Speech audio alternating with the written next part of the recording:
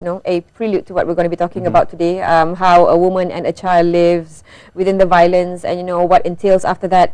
And we'd like to wish a very good morning to Dr. Rozieta Shaary. Thank you so much for joining us this morning. Thank you very much for having me here. It's been an ongoing concern when it comes to domestic violence.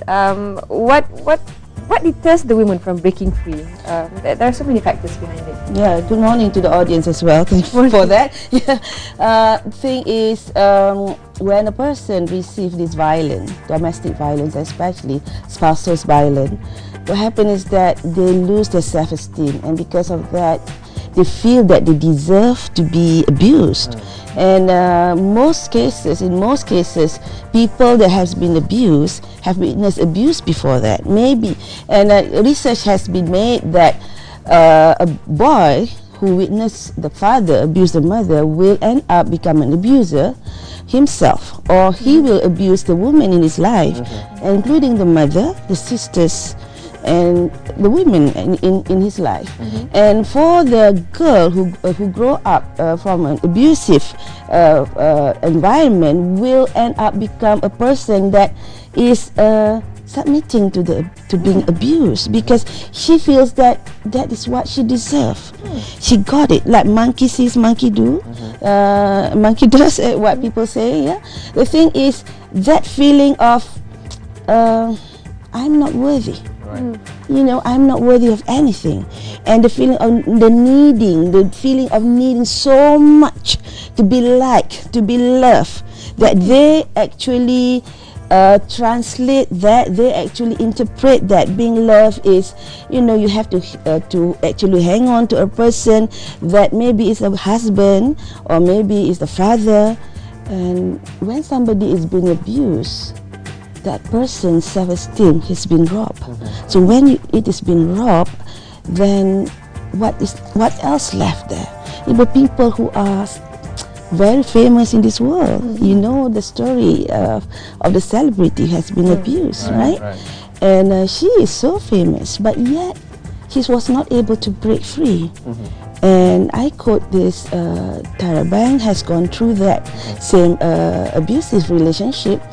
What she said on the interview, in one of the interviews that she was on TV, and she said that what helped her to get out was she had a plan. You must have a plan to get out.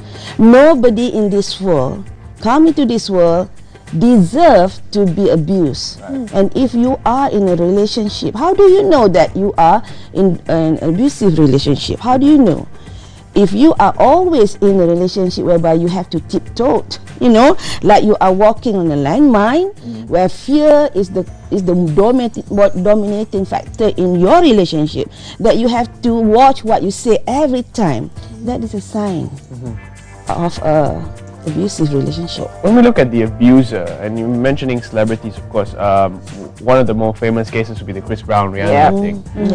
And Chris Brown, being Chris Brown, he's no monkey. So monkey see, monkey does. I mean, he's so famous, he's well established, pretty much a gentleman before that. So what drove him to follow the act of his father when he was a child? Is it something that latches on to our most innate human psyche that drives us to follow violence that we've seen as a child? It is in the subconscious. As a child grow up and witness that abusive that situation that happened, it is inside the person, and it causes a programming. So when something trigger, this is something that I would like to also share here, that sometimes we are so angry with the abusers, and from where I stand, I have a lot of compassion and love to these abusers, because the thing is that sometimes, in most cases, they lost control of who they are. They lost control of their mind, because when something triggers, they just go into an automatic negative programming that automatically they lost who they are. As you said just now, it is inside, deep inside, that perhaps at that time the stress was so much, and the partner was actually triggering something that is so deep inside that automatically it just erupts. So when we see this, as much as the victim needs help, the abusers also needs a lot of help. And to actually admit that you need help is is a great man. The person is a great person because he knows that this is something that he cannot live with. You know, he needs to help himself. And fortunately for us now, there are a lot of ways how we can deprogram ourselves. NLP, neuro-linguistic programming, is one of them. Yeah, how we call what we call therapy, and anger management, energy management. There's so many, especially neuro-linguistic programming. You can erase your history and create a new history in your mind, and it can bring to your heart. And when that happens, that whatever trigger, that the trigger will not work anymore to that person. But the thing is, if we're talking about domestic violence, we can pretty much prove to the authorities from the bruises. But what about emotional abuse? There's nothing nothing concrete that we can, work on. Yes, that is why we need to bring this into awareness. How do we know that a person has been emotionally abused? When a person have lost the ability to, it's not confident. They are always guessing what they need to do.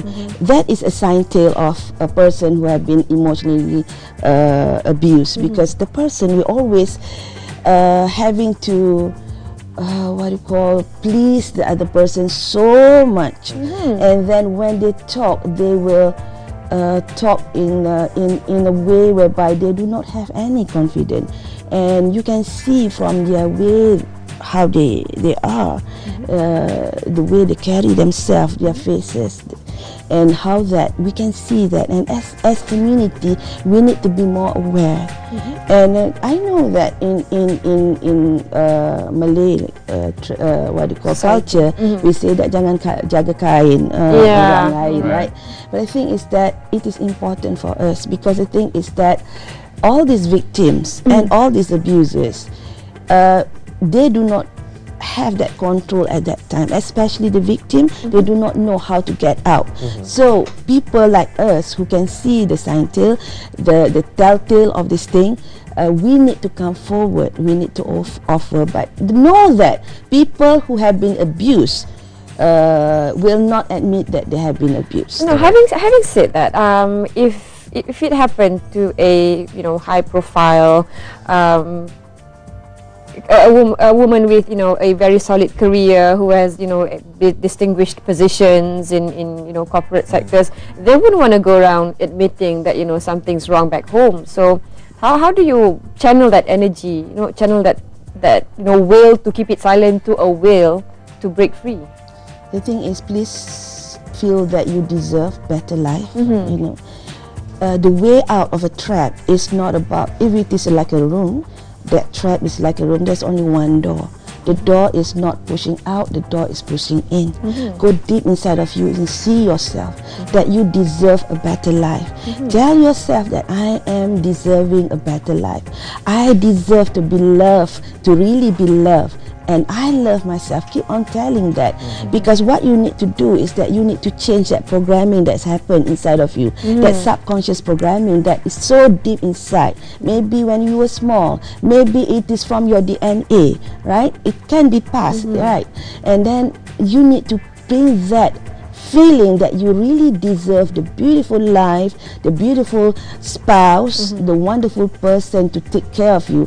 Because this is one thing that we need to know, that this world acts on many natural laws, and one of the important laws is the law of attraction.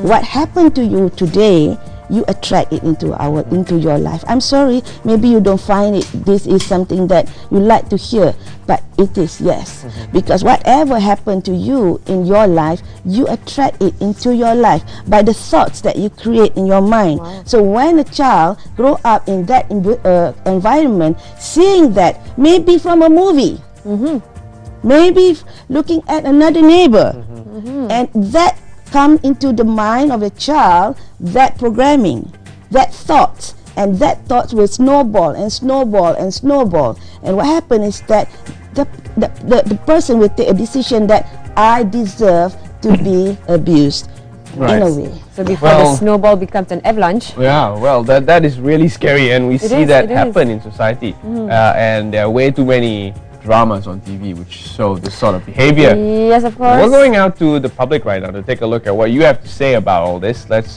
find out more from the members of the audience. Take a look. Domestic violence, what would you do about the situation? All right, if I knew a friend or a family member that's involved in family violence, definitely talk to the person, get them to report it. Oftentimes people are too scared, but sometimes it's too late. So definitely they have to report it. I guess it doesn't matter if it's a friend or a family member, if it's anyone. I think the first thing I do is call the police, inform them of all the details they need to know and whatever I can provide them, and do anything I can to help, because it's really important in the end. You never know when it's too late, and any help you can provide, I think as a good Samaritan you should just do what you can. What would I do? I would report it to the authority, and or I would ask them to seek consultation from psychiatrists or anything, because I know they should be traumatized. So they need help as well. So they need the support. Sometimes because they are scared, they won't go to they won't report the incident, right? So I guess maybe they can seek help by seeking support first before consulting to the authorities.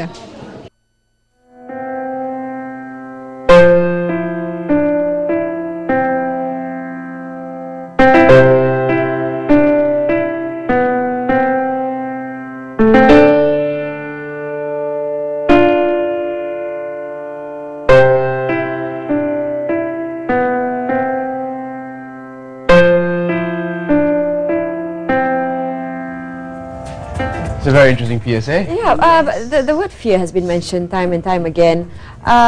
If you know, having gone through it for a long span of time, and at the age of, I don't know, say 50, you know, when having here you said, you know, I deserve better. But if at 50, I'm old already. Let's just, you know, this is how life is going to be. How do you change that? It's almost impossible.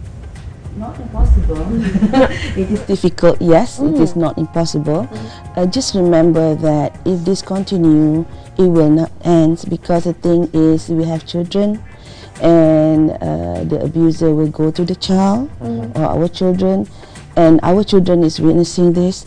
It is better that we start, whether it is late than never, because the thing is that we need to realize when something wrong happened, we need to remember that no child comes into this world thinking that he wants to be an abuser.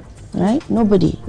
So when we realize that, even though it is already too late and it is too much work, work on it.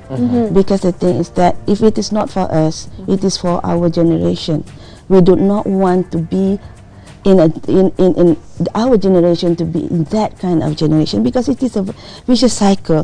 The father did it to the mom, the son will do it to, you know, it continues, and this has to stop. The reason because why we go into this is because we see each other as separate. We see whatever I do to myself or whatever I do to you, I will not feel.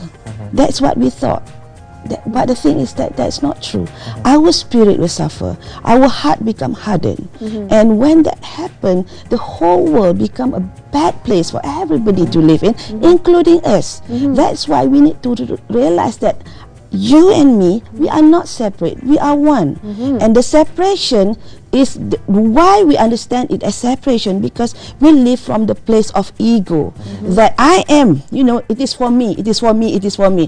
While the reason why we live on earth, the purpose why we live here is so that we can add value to other people, so that we can be kind to other people. When we exit from this world, we leave a legacy that the world is a better place. That is the reason why we come on this earth. However, because we do not realize, we raise up children and we make the children want to need to listen to us. We suppress the children, that the children don't even have their voice, and these are the things that will trigger All these things happen.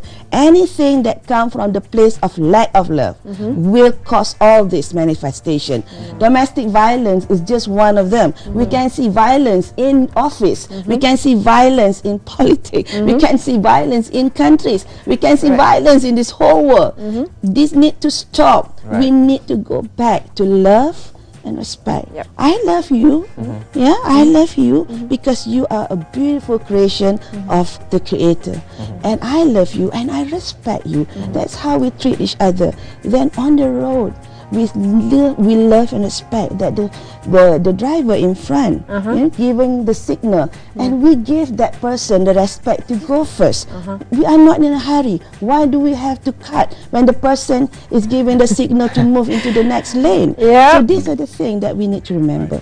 Thank you very much for sharing. It's been very interesting talking about this subject. I know for some of us watching also, it may have been very emotional. And I hope those visuals weren't too graphic.